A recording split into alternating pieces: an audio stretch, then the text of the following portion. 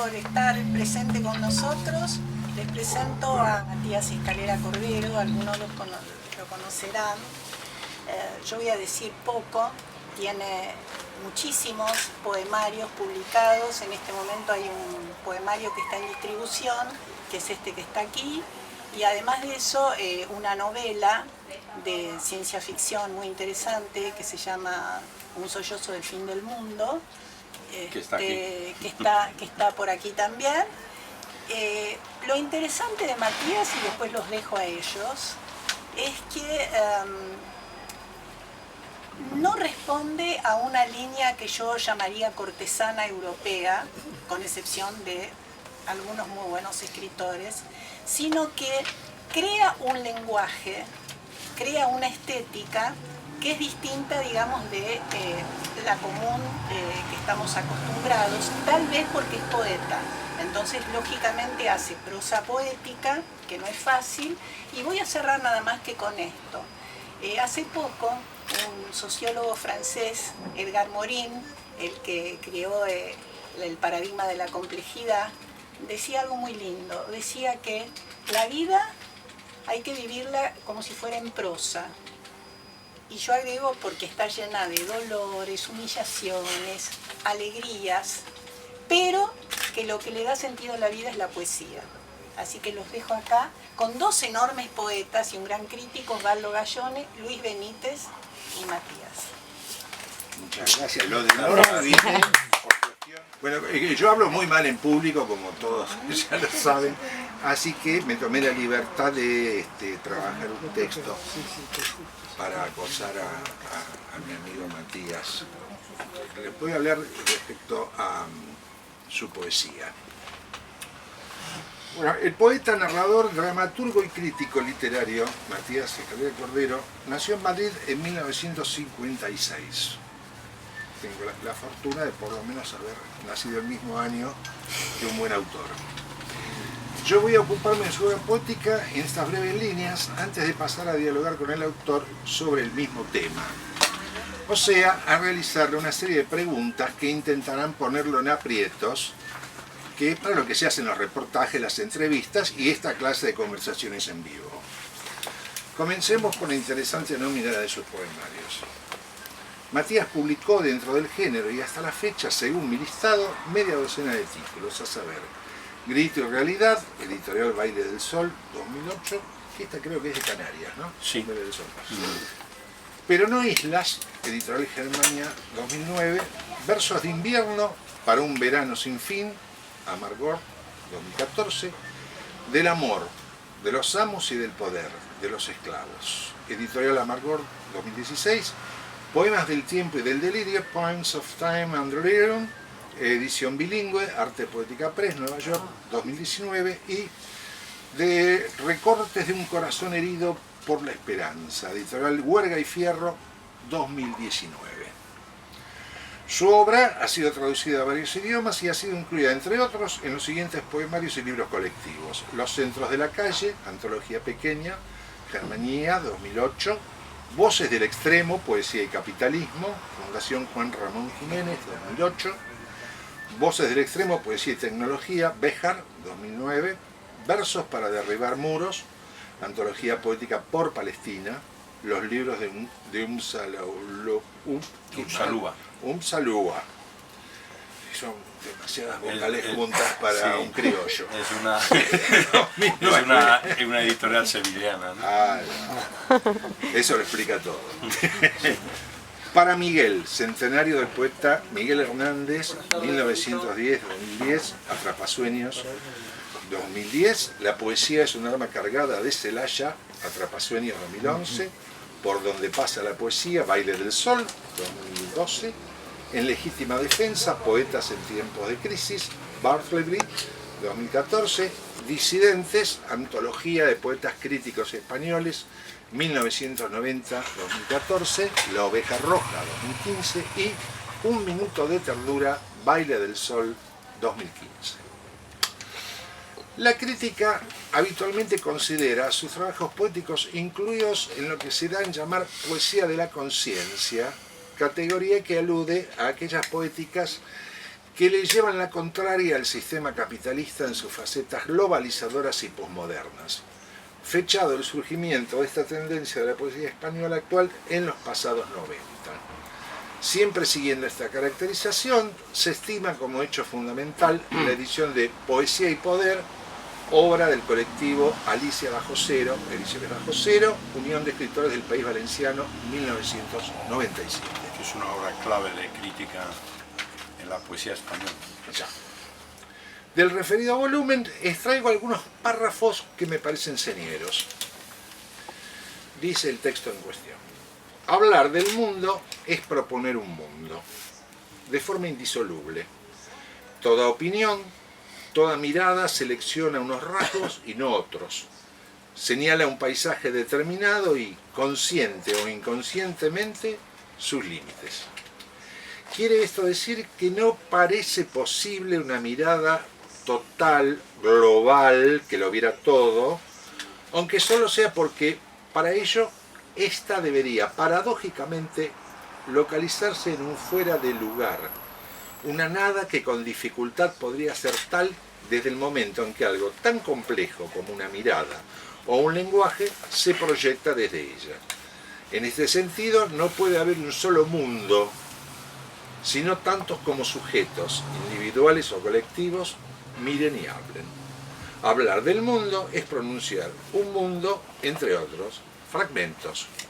Del prólogo, página 11. Aquí ya estamos yendo en contra de la globalización, como parece que va la realidad acompañándonos también, con el resurgimiento de bloques de poder, nacionalismos varios y otras resquebrajaduras de aquel sueño dorado y hollywoodense de un mundo unívoco. Y sigue diciendo el texto de referencia, esta vez tomando a la posmodernidad por los cuernos. Cito: en principio, desde el lugar Unión de Escritores del País Valenciano, el panorama de nuestro entorno cultural y social no puede dejar de ser problemático, cuando no decididamente desalentador. En el orden internacional, la hegemonía del capitalismo imperialista no solo está contribuyendo a la miseria y muerte de sectores cada vez más terriblemente amplios de la población y a la destrucción irreversible del medio ambiente, sino que ha promulgado, bajo el espejismo del estado de bienestar y la defensa a ultranza fundamentalista del confort privado, la difusión masiva de la corrupción política y un individualismo sin reparos. Este marco ideológico ha encontrado su más propicio aliado en una supuesta posmodernidad cuyas principales proclamas vienen a ser la amnesia histórica. La propia noción de historia parece haber perdido relevancia, el rechazo de todo criterio ético o moral y el más impasible y frívolo de los pragmatismos. Página 12. La pregunta es, siendo la poesía de Matías Escalera comenzada a publicar una década después de estas afirmaciones, ¿responde o se limita a estas aseveraciones de la así llamada poesía de la conciencia, o bien va más allá, sin excluir las premisas antedichas, pero sumándole otros elementos? Su primer poemario, Grito y Realidad, que antes vimos que fue editado por el sello Baile del Sol en 2008, puede haber sido escrito años antes de su edición Princeps. Tomo justamente un poema de Grito y Realidad, titulado Lobo Estepario. En la escuela, al final del bachillerato, tuve un compañero que quería ser lobo estepario. No sé si él lo consiguió, ni si comprendió de verdad el compromiso adquirido. Yo sí, y es duro.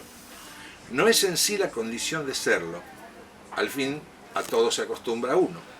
Es resistir cada día la tentación de devorar a los tuyos. Y me voy ahora a uno de Versos de invierno para un verano sin fin, publicado en 2014 y titulado Tormenta y arcoíris. En verano, después de la tormenta aparece el arcoíris. ¿Y qué? Ah, que el horizonte se limpia y el aire se vuelve respirable, que todo huele a fresco y a tierra mojada, y a resina, sí, también a resina, a penetrante y balsámica resina. Quizás, sí, tal vez sea así todo por un instante, limpio, no es suficiente. Y otro poema más, también breve, de recortes de un corazón herido, publicado en 2019. Si es así, no hay esperanza, tal el título. Si la esperanza solo está en tu piel, si la esperanza se cifra únicamente en tu mirada, si la esperanza anida solo en tus labios y en tu corazón gentil, si la esperanza es solo tus besos, si la esperanza se esconde solo entre tus muslos, entonces no hay esperanza ninguna, amor mío. Y ahora vienen las preguntas urticantes. Después de haber visto este panorama de distintas épocas de la poesía de Matías. Matías, ¿comulgás vos con los principios de la poesía de la conciencia crítica? ¿Estabas antes de acuerdo con sus postulados y luego tu poética, la actual, tomó otra senda? Buena pregunta. Me alegro, ¿no? Como dicen, me alegro de que me haga usted esa pregunta. No, es que es la pregunta inicial pertinente. El colectivo de Alicia Bajo Cero son compañeros míos, es decir, un colectivo de Valencia en el que está Antonio Méndez, estaba Quique Falcón, que fue el primero que, con un bisturí lúcido y misericordia, destripó la poesía de la posmodernidad, ¿no? En lo que derivó la poesía de la experiencia, ¿no? De los 80, que finalmente se convirtió en la poesía del hombre normal. Y dime tú qué es hombre normal en el capitalismo. Entonces yo estaba escribiendo en ese momento. Lo que pasa que yo estuve 12 años escribiendo sin publicar por voluntad. Entonces traía ya la primera novela, ¿no? El tiempo cifrado, la primera versión de la primera novela. Y pude, en el año 93, pude haberla publicado en Libertaria, que entonces era una editorial potente en España. Pero algo en mí, es decir, en el acto mismo de la firma del contrato, la retiré, porque algo en mí me decía que esa novela tenía que ser reescrita. Entonces ahí, esta mañana le decía un amigo, a Samuel Bossini, que yo creo que en ese momento decidí mi vida como escritor. Opté por la escritura frente a la carrera literaria. Entonces me retiré y dije, no, esta hay que reescribirla, pero primero tengo que reposar, es decir, tengo que olvidarme de ella y en algún momento volveré. Seguí con mi carrera universitaria, bueno, y profesoral, ¿no? Y publicando pues crítica, pues, artículos, comunicaciones en congresos, hasta que comencé a escribir Un mar invisible, la segunda novela. Y estuve unos 6 o 7 años con ella. Cuando terminé, volví a El tiempo cifrado, justo en el momento en el que estaban escribiendo Alicia Bajo Cero, el colectivo, el libro, ¿no? El análisis que has citado. En ese interín había material que no tenía desarrollo narrativo, pero que sí yo veía que tenía como que necesitaba de la síntesis lírica, que era un material más poético que narrativo. Y de ahí surgió el material que va a componer Grito y Realidad, el primer poemario, que es el primer libro que sale. Cuando ya a los 10 o 12 años, que tenía ya 2 novelas escritas más el poemario, Grito y Realidad, un amigo me dijo, mira, yo creo que ya va siendo hora de que publiques. y empecé a publicar. Entonces, pero empecé a publicar, pero el material ya escrito, tanto las 2 novelas como el primer poemario, iban en esa dirección. Es decir, mi escritura es una respuesta a mi mundo, a la historia, es decir, a la coyuntura histórica en la que vivo.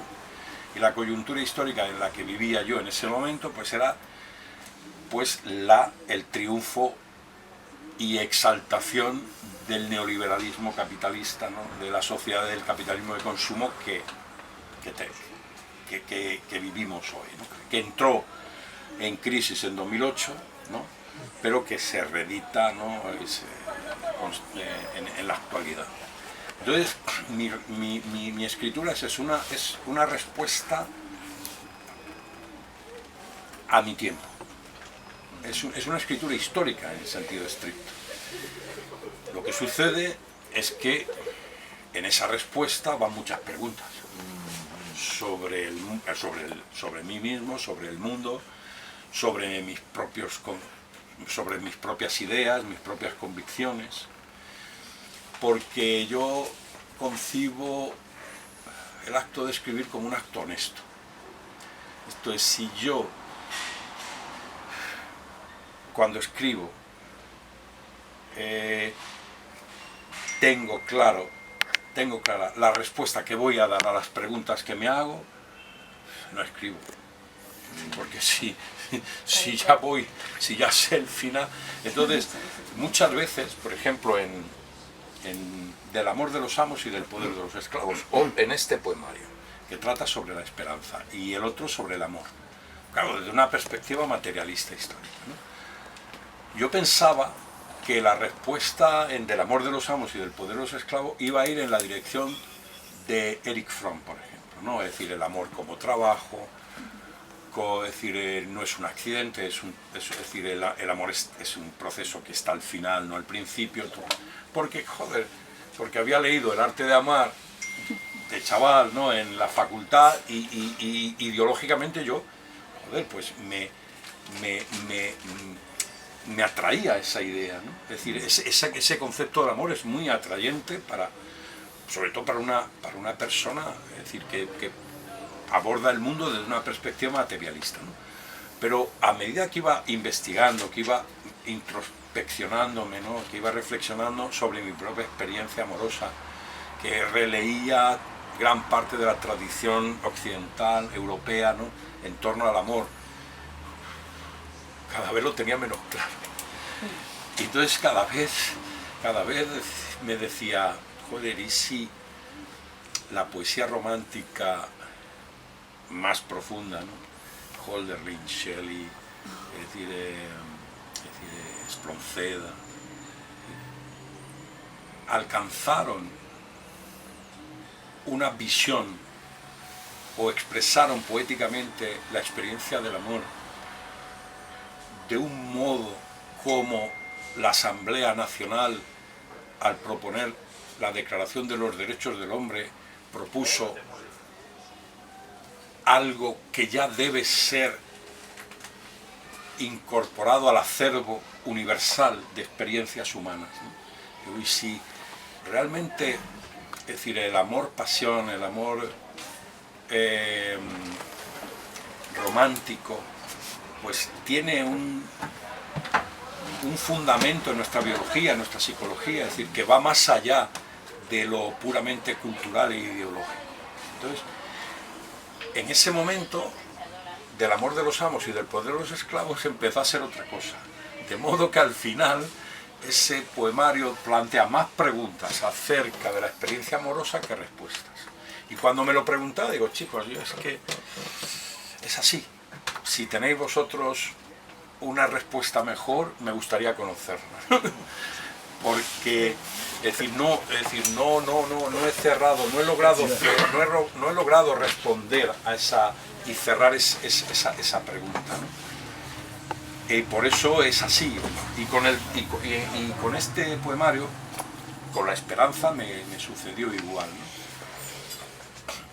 Porque claro, el principio esperanza para un escritor como yo es problemático, porque la esperanza, el principio esperanza ha sido usado para la resignación, para la sumisión, pero claro, es algo que los seres humanos,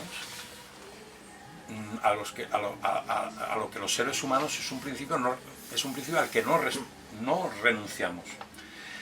Y entonces me comencé a releer a Walter Benjamin y a Ernst Bloch, y me releí El Principio de Esperanza de Ernst Bloch, que había leído en la facultad, pero claro, a una edad en la que lees y no lees.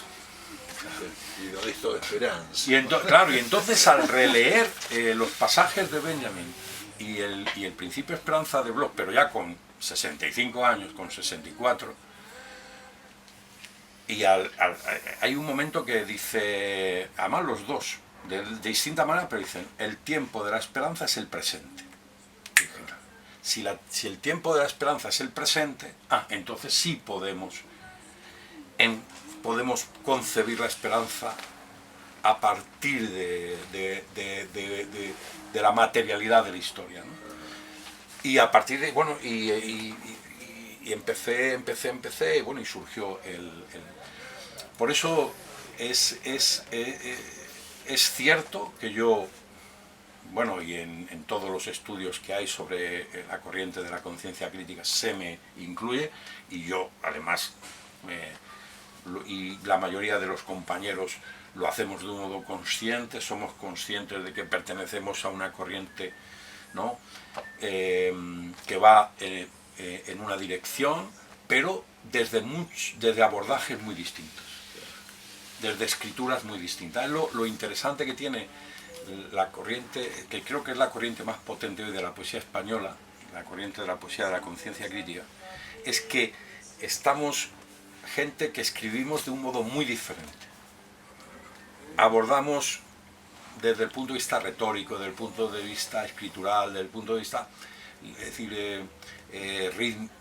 O sea, tenemos conceptos incluso contrapuestos de la escritura poética, pero todos tenemos en común que no olvidamos el conflicto que nos constituye como sujetos en el capitalismo, el conflicto básico, y que intentamos dar respuesta a ese conflicto, que en última instancia es el de la sumisión, el de la explotación, el de la alienación, ¿no?, por los objetos, ¿no?, desde distintos puntos de vista, desde distintos abordajes retóricos. Por ejemplo, mi escritura tiene poco que ver con la de Quique Falcón o la de María Ángeles Maeso, pero todos sabemos que estamos respondiendo a nuestro tiempo, a partir, y que no olvidamos en nuestra escritura que somos sujetos construidos por el capital. O sea, que en ese sentido esa pregunta es clave, y yo creo que había que dilucidarla al principio para entender bien después, si el que lea lo que yo escribo, mi escritura, ¿no? Fantástico. Vamos a ahondar un poquito más en tu obra. Perdonad que me he extendido, pero es que era necesario. Sustancioso. Claro, para ¿no?, es decir, para marcar, ¿no?, el punto de partida, ¿no? Muy sustanciosa tu respuesta. ¿Cuáles son los temas fundamentales de tu obra poética? Pues todas aquellas experiencias que a un sujeto pensante, un sujeto que interactúa con el mundo, se le plantea.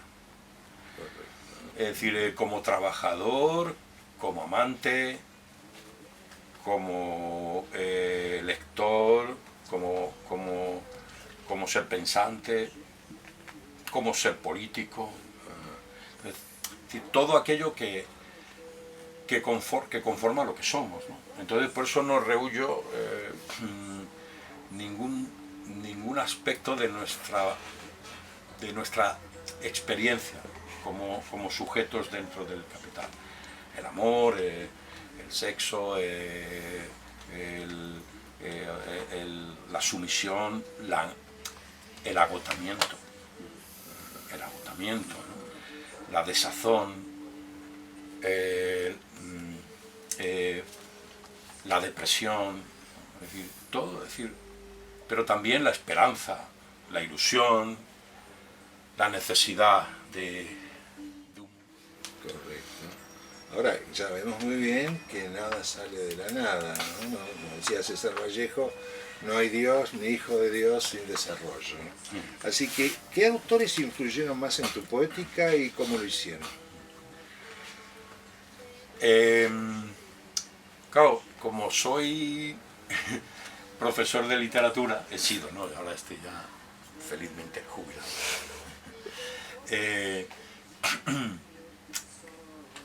Es la suma de todas las lecturas que he hecho en mi vida, desde chaval. Es una... De todo lo que he leído, he aprendido. De todo. El primer regalo que me hicieron mis padres, me acuerdo que fueron Los Tres Mosqueteros. 20 años después, me acuerdo, y no sé si fue...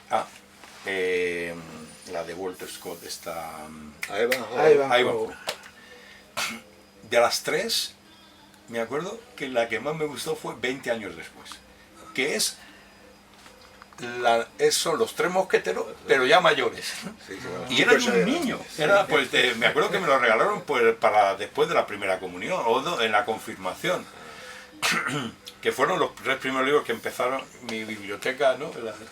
Que eran de Bruguera, ¿no?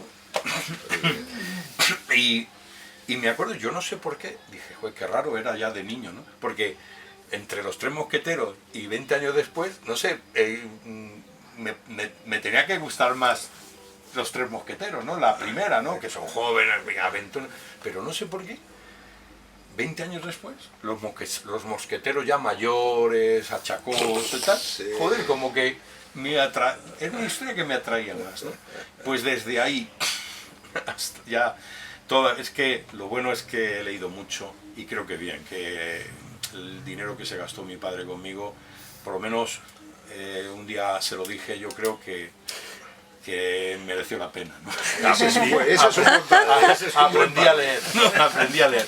Y no, bueno, y ya apostó a la inversión. Sí, en serio, mira, te voy a decir una serie de autores y títulos que son constructores de mi escritura. El libro de Buen Amor, del arcipreste de Hita, que es mi tesis. Mi tesis es que el libro de Buen Amor del arcipreste de Hita es la protonovela europea, es la protonovela moderna. ¿Cuál es su problema? Que está escrita en quadernaria. Y eso la distanció de la sensibilidad lectora del lector del Renacimiento, ¿no? Y mi tesis es que solo en el siglo XX, después de las vanguardias, ese libro puede ser leído como novela, como la protonovela, ¿no? Europea. El libro de Buen Amor es la caña, pero no es fácil leerlo, tienes que tener bastante apoyo, porque claro,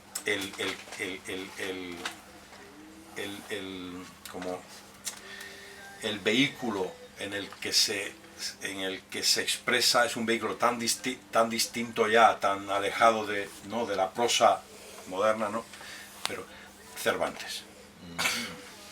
Cervantes, la segunda parte de Don Quijote es uno de los pilares. Bueno, es el pilar de la novela moderna, pero también de mi escritura es bastante cervantina en ese sentido, ¿no? Es decir, la verosimilitud me parece que es la aportación fundamental de Cervantes, ¿no? Lo que es esa idea genial que dice, no, a partir de ahora la épica se va a escribir en prosa y tiene que ser verosímil. Esa, para mí, la verosimilización de todos los elementos que componen una obra, ¿no? Después, en el siglo XVIII, por ejemplo, hay una novela, es decir, que es del abad Prevost, ¿no? Está Manon Lescaut, que también me interesó y me influyó. Después,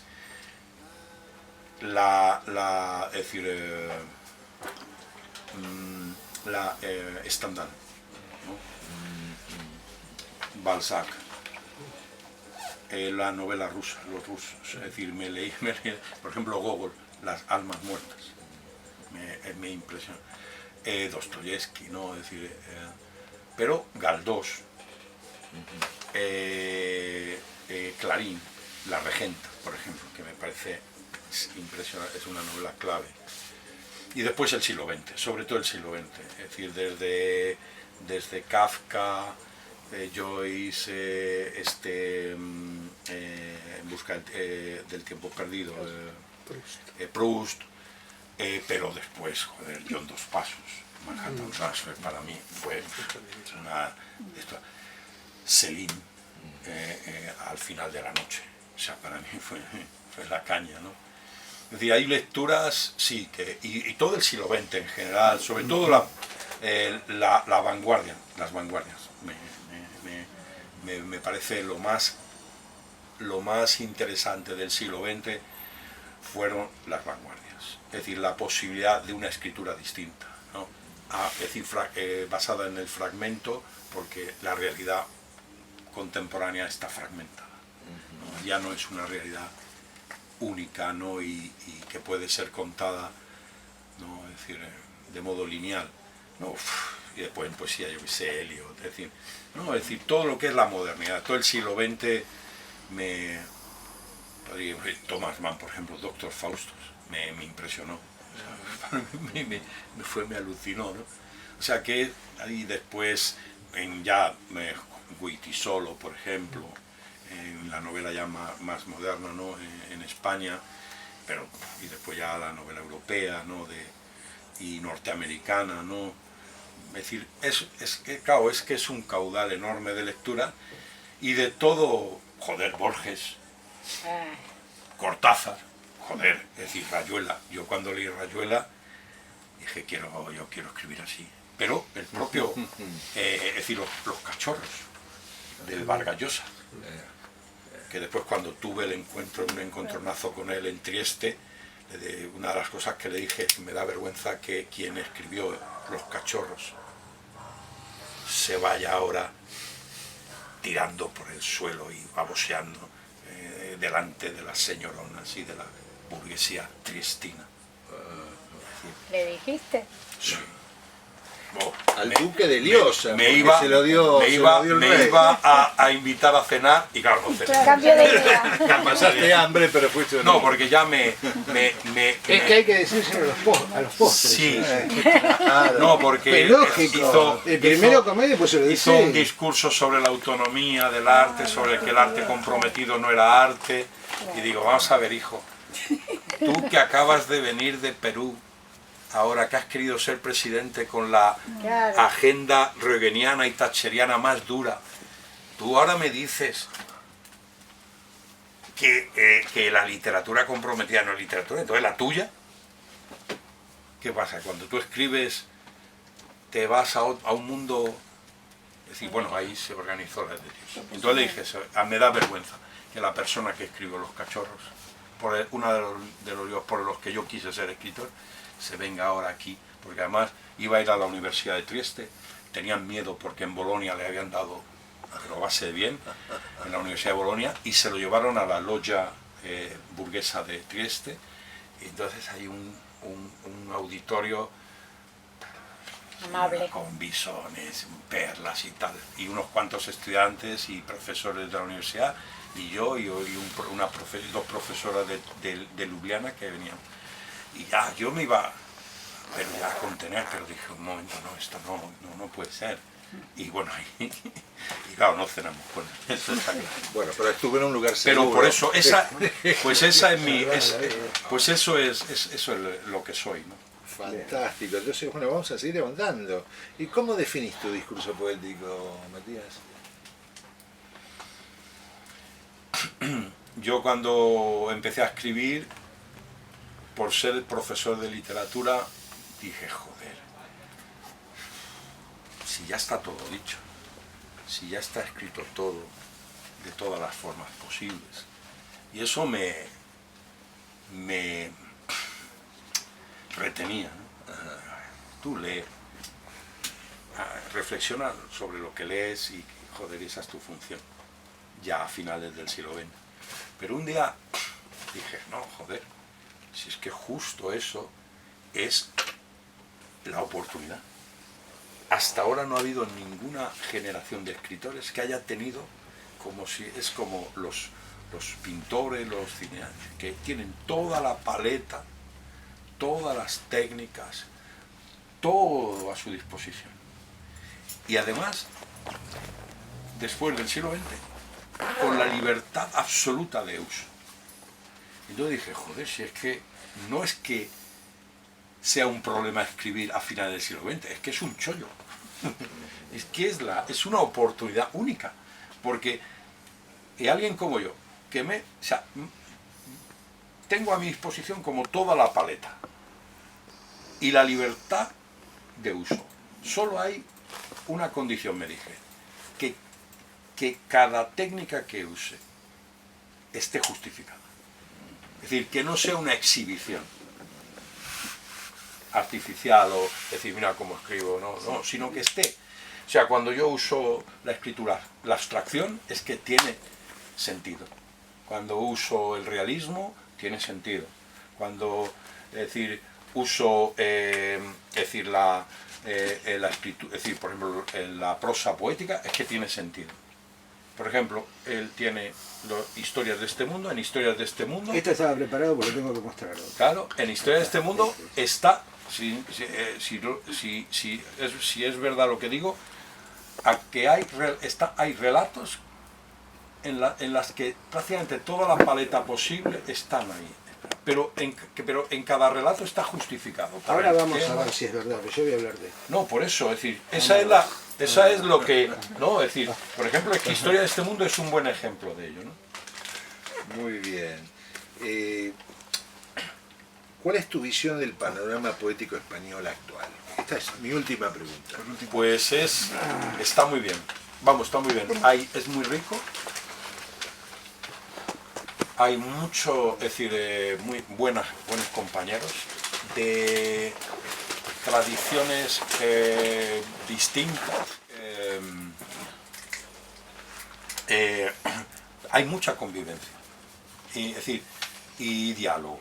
Yo tengo amigos extraordinarios pues de la poesía del silencio, de la poesía intimista, existencial, ¿no? Y colaboramos, participamos, ¿no? en eventos, en revistas, y no hay, salvo, bueno, pequeños siempre, conciliábulos, grupos pequeños, que sobre todo en la misma ciudad, si además la ciudad es pequeña, ¿no? Pero en Corrientes hay mucho diálogo, es decir, no hay es decir, animadversiones artificiales o... No, es decir, por ejemplo, en los eventos en Madrid te puedes encontrar en un evento pues poetas de distintas tradiciones, de distintas escrituras, que somos además compañeros, amigos.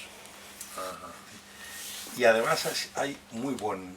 Es decir, creo que hay un buen nivel medio en cada tradición, ¿no? En cada forma de concebir la poesía, ¿no?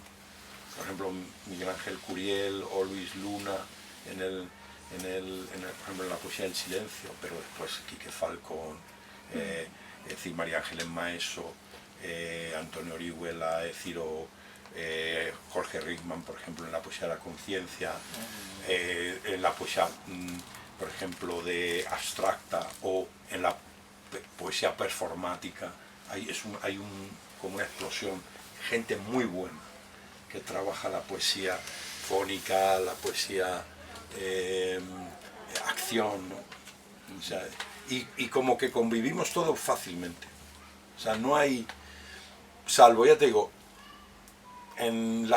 cuanto más pequeña es la ciudad de provincia, eso sí, más conciliábulos hay y peor se lleva, ¿no? Pero no es una cuestión ya de escritura, ahí ya hay muchas cuestiones personales, ¿no? Pero en general yo creo que esa es una buena forma de definir hoy la poesía española, diversa, pero como muy dialogante, ¿no? Magnífico, nos quedamos con esa definición. Este es el poeta Matías Escalera. Gracias. Se merece un gran aplauso, ¿verdad? ahora va mi parte novelística y de prosa. Y de prosa. Yo siempre creí que creo que hay un par de pistas para detectar a un escritor. Estamos hablando de un escritor genuino, ¿no? Un escritor en serio. El otro día leí una frase que a los árboles que se portan mal los cortan para hacer libros de Paulo Coelho. Hablo de un escritor en serio, digamos, ¿no? Para mí una de las pistas es que un escritor escribe para saber por qué está escribiendo. Parte de una pregunta para llegar a otra pregunta. Es más, yo pienso que siempre hay una pregunta original, por más que uno haya publicado 15 libros. ¿Yo soy un escritor? Es una frase que en sentido asertivo es muy difícil de pronunciar. Muy difícil de pronunciar. Más bien uno se interroga sobre lo que está haciendo y no lo... A mí me parece entre envidiable y tragicómico la gente que dice yo soy escritor. Habría que ver si uno es escritor. Digo,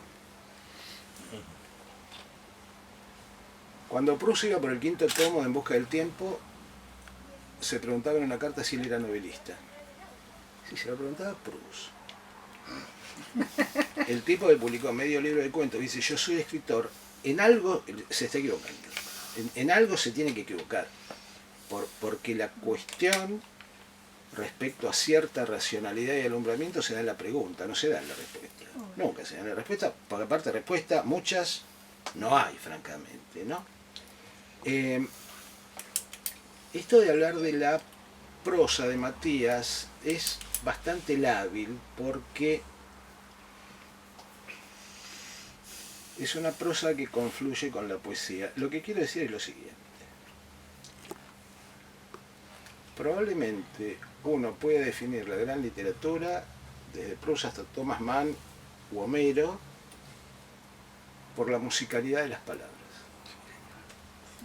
Y la musicalidad de las palabras es inherente a la poesía y a la prosa. Es muy claro apenas uno empieza a leer,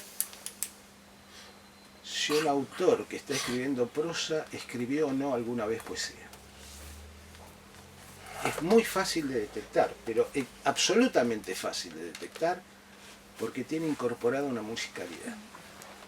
Si esa musicalidad en la prosa no está, la prosa no funciona. Si no hay una carga poética en la prosa no funciona. ¿Qué es lo que tiene la prosa de Matías? Este es el punto. Este libro, del que voy a hablar lo más brevemente que pueda, Historias de este mundo, en el prólogo, si yo no me equivoco, porque estoy citando de memoria, y si me equivoco, decímelo.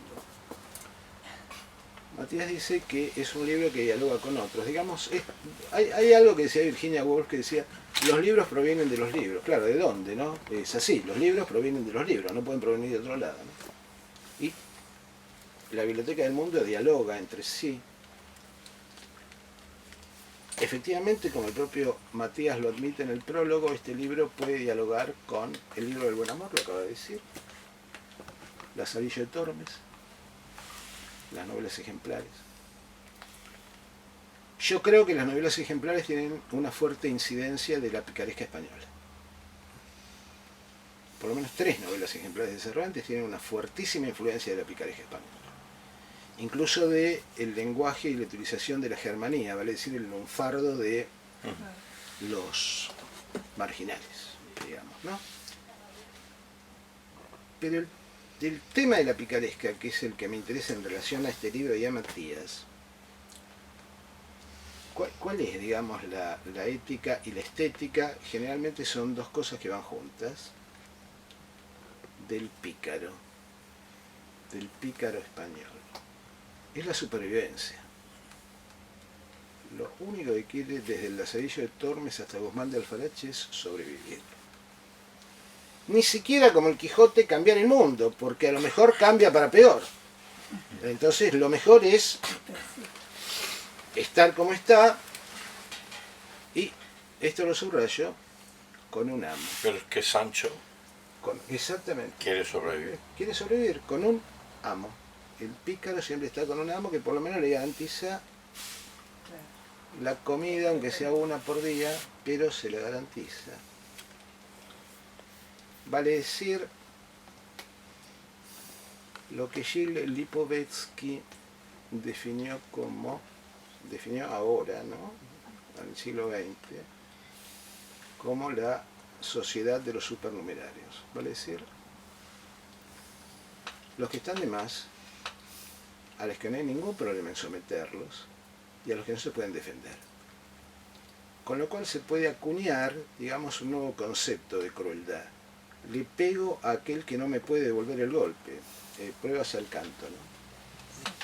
Cualquier semejanza con la realidad es pura coincidencia. Le pego a aquel que no me puede hacer nada, ¿no? Vale decir, los adultos mayores, los niños, los contratados, los marginales. Para lo cual, voy a leer algo. A mí es uno de los, entre varios, es un texto que me gustó mucho. Uno que se titula El hombre y el árbol. Que te dije por WhatsApp que me gustó. Como para ser coherente voy a seguir diciendo que me gustó. Porque me sigue gustando.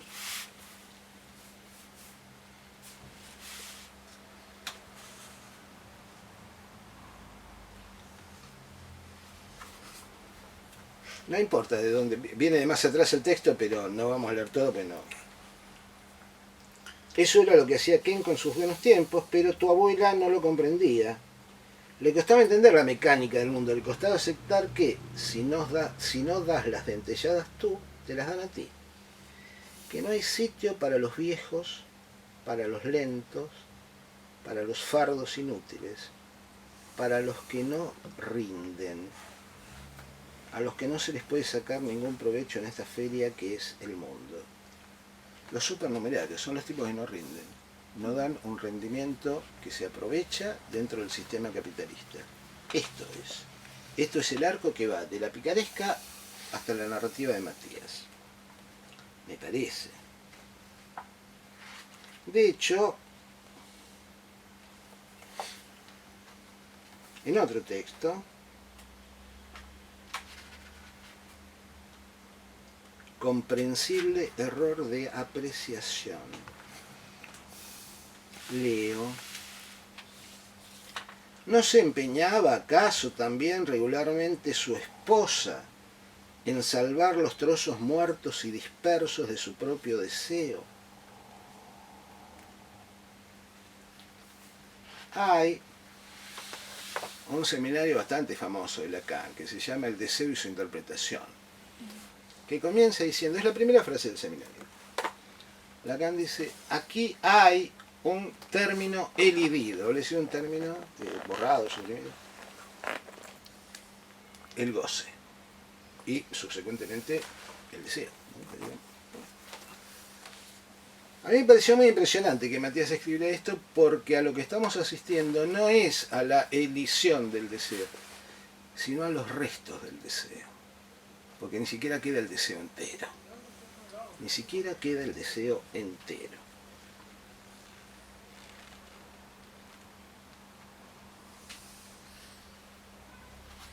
Hay otro texto que se llama La tristeza, la santidad y el verdadero dominio.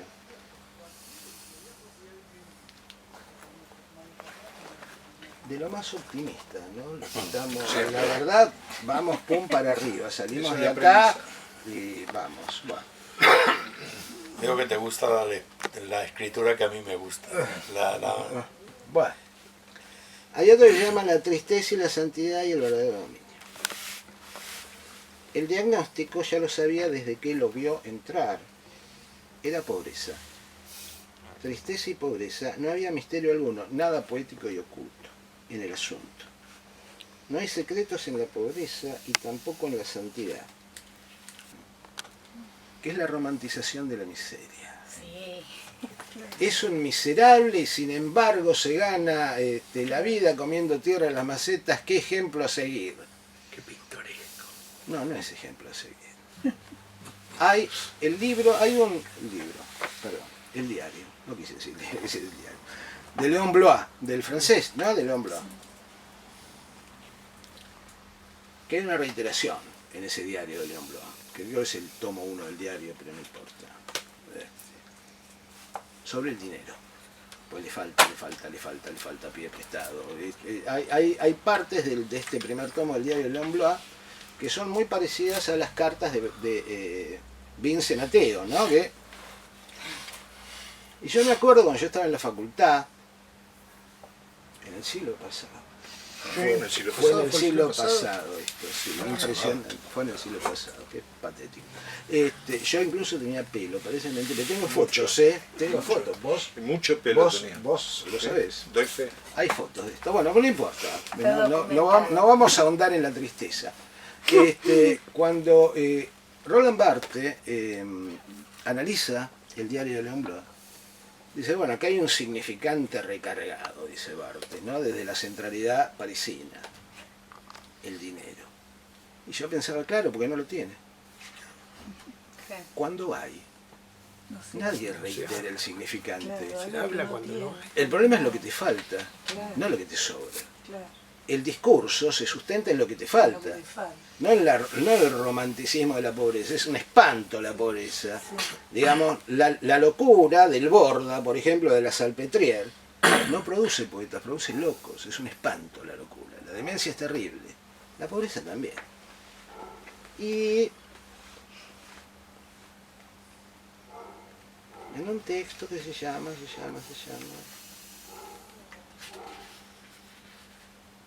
Viste que cuando uno marca no encuentra nunca, después las marca en el momento, no las encontrás jamás, es un espanto. Es la maldad de los objetos inanimados. Es un espanto. Me pasé parte de la noche anoche. Es inútil. Con el Enola diciéndome, ¿qué hace? Bueno, estoy marcando. No. El nombre de la mesa se llama esto. Quiero leer una pregunta. ¿Cómo volver a nombrar a esa mesa, esa precisamente con un nombre nuevo y primigenio, jamás articulado por él ni por nadie por él conocido? Esta es una de las claves de qué es un escritor. Vale decir, un escritor es aquel al que el lenguaje le promete todo y no le da casi nada. ¿Por qué? Porque en la lengua, en cualquier lengua, digamos, no en la castellana, que es riquísima, por otro lado, pero en la alemana, en la francesa, en la italiana,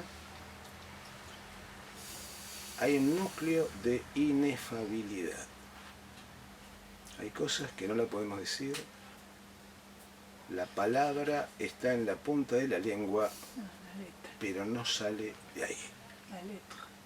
Esta es la razón, me parece a mí, por la cual el escritor escribe para saber por qué escribe. ¿Qué palabras puede buscar que desde Babel hasta acá no aparecen en el momento que uno la necesita?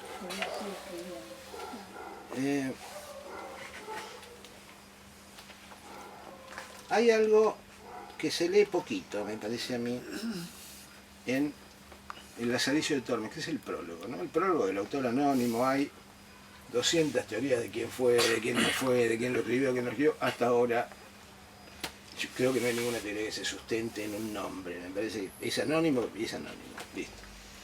¿Qué es el prólogo del Lazarillo? Voy a leer una partecita, 5 líneas del prólogo, que yo creo que tiene una importancia fundamental en la fundación de la novela picaresca. Que dice el autor: yo por bien tengo que cosas tan señaladas y por ventura nunca oídas ni vistas vengan a noticia de muchos y no se entierren en la sepultura del olvido. Este libro, Historias de este mundo, es una prueba cabal de que uno escribe por muchas cosas. Realmente hay una variedad de cosas por las que uno escribe, pero especialmente se escribe contra el olvido. Se escribe para aquello que la sociedad líquida de Bauman o el capitalismo salvaje quiere inhumar, y la tarea de la escritura es exhumarlo, digamos, mostrarlo descarnadamente, aunque el paisaje en general sea un poquito complicado. Pero si no, ¿para qué? Digamos, lo que yo celebro en todo caso en este texto es que dé testimonio de lo que quiere ser inhumado. Ah, y no tengo ninguna pregunta, yo acá terminé. ¿Sí? No, pero es que... Ya está, yo terminé. No tengo ninguna pregunta, no tengo nada. Muchas gracias. Brevemente, brevemente, o sea, hasta ahora no había, nadie había reparado en esa vía de lectura, ¿no? de historias de este mundo, de mi escritura. Pero es verdad, me has abierto ahí un montón de perspectivas sobre mi propia escritura. Es verdad, mi escritura, tanto la poesía como la novela, Merezco relato, que me des un ejemplar. y el yo relato, no lo tengo. por No supuesto. quiero. Es decir, sí es verdad que tratan de los recortes sociales, es decir, de la grasa social. Por supuesto. Es decir, los héroes son justamente los supervivientes, Además. cuya función, o sea, cuyo deseo es sobrevivir, ¿no? Es verdad, sí hay los recortes sociales, como los recortes del mundo son.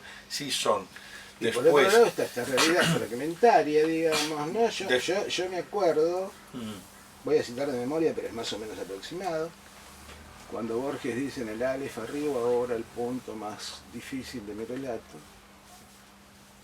¿Por qué? Dice Borges, porque la realidad es simultánea y el lenguaje es sucesivo. Claro. Necesariamente uno Y después- naufraga en el fragmento. Sí, no, y Es después así. la fragmentación como el modo de enunciar una realidad fragmentada. El escribir contra el olvido. Justo en estas palabras del Lazarillo, ¿no? Del autor del prólogo de Lazarillo, es decir, escribir para que no se olvide Para que no se olvide. la existencia de esos recortes y de esa grasa social que el sistema o los sistemas sucesivos, ¿no? y el actual, ¿no? El capital, trata de elidir, ¿no? Exacto. O simplemente de ocultar, ¿no?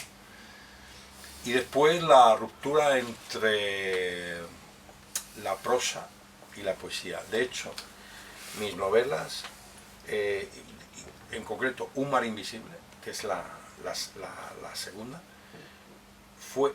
pero programáticamente intenté, digo, voy a ver si soy capaz de mantener durante 400 páginas o 500 la tensión de un poema. Pero eso fue es decir, y eso sí se ha detectado más de una vez, y me alegro que lo hayáis percibido, ¿no? Porque es verdad, ¿no? Es decir, en mi modo de escribir prosa se ve claramente que hay un intento como de ruptura de los géneros. Absolutamente. De ruptura de los géneros. Es decir, Me van a disculpar, pero ahora les voy a recortar yo porque Sí. tienen que cerrar. Sí, no, ya, y no, quiero con esto- que tengamos un encuentro después y charlemos Sí, sí, entre no, ahora- nosotros. Ah, yo creía que lo habíamos alquilado para toda la noche. No, ok, No, ok.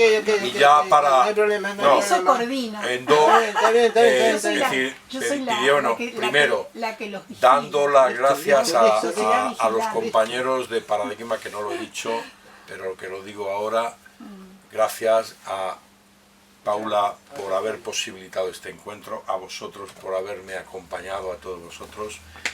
Es decir, simplemente para despedirme, el inicio de, breve, son 2 minutos, de este, ¿no? De Recortes de un corazón herido, porque creo que entenderéis, ¿no? Ayúdanos, dice ella.